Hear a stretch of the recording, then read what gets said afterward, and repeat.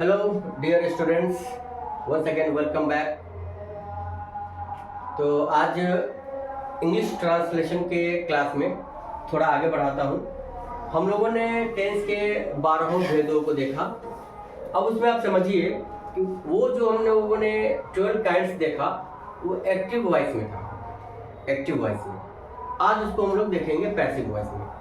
तो passive voice समझना ये जरूरत है कि क्या है एक्टिव वॉइस और क्या है पैसिव वॉइस। जैसे कि नाम से क्लियर है, एक्टिव मतलब जब कोई एक्शन सब्जेक्ट के द्वारा हो रहा हो, जब कोई एक्शन सब्जेक्ट के द्वारा हो रहा हो तो वो एक्टिव वॉइस में हो गया। और जब एक्शन सब्जेक्ट के द्वारा ना हो करके सब्जेक्ट पर ही हो रहा हो, सब्जेक्ट के द्वारा नहीं होकर के सब्जेक्ट पर ही हो रहा हो तो उसको पैसिव वॉइस में होना समझते हैं। आइए, जैसे पहला टेंस है आपका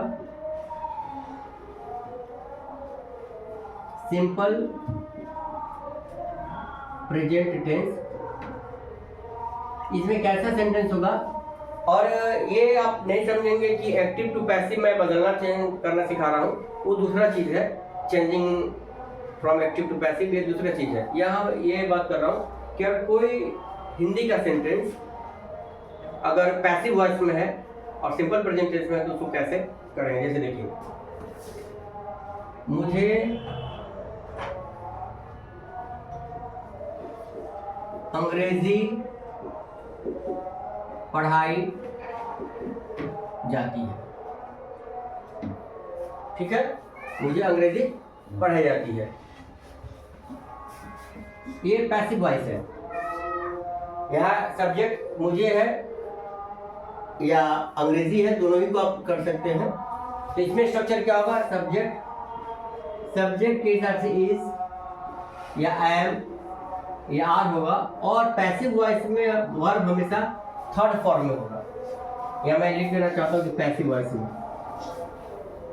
पैसिव फॉर्म में plus other verb.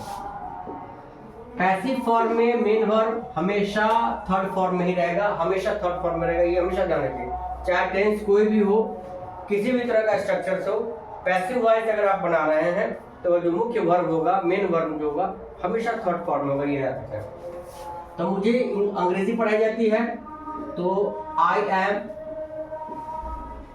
Taught English, या इसको ऐसे बना सकते हैं, इंग्लिश इज टॉट टू मी।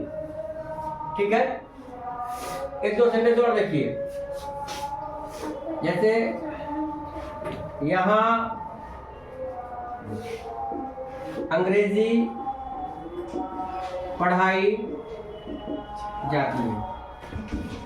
चूंकि मुख्य क्रिया के अंत में ता हूं क्यों लगा हुआ तो ये सिंपल प्रेजेंट है, तो यहाँ क्या हो जाएगा, English is taught here, English is taught here. यहाँ देखिए, फिर एक जैसे सेंटेंस कुछ और देख लीजिए। हमारे देश में गेहूं उपजाया जाता है, तो गेहूं हो गया सब्जेक्ट, तो wheat is grown, third form, grow, grew, grown. तो व्हीट इज ग्रोन यानी कि गेहूं उपजाया जाता है हमारे देश में, in our country, in our country. तो इन तरह के कुछ सेंटेंसेस पे आप और भी सेंटेंसेस लेकर के प्रैक्टिस कर सकते हैं।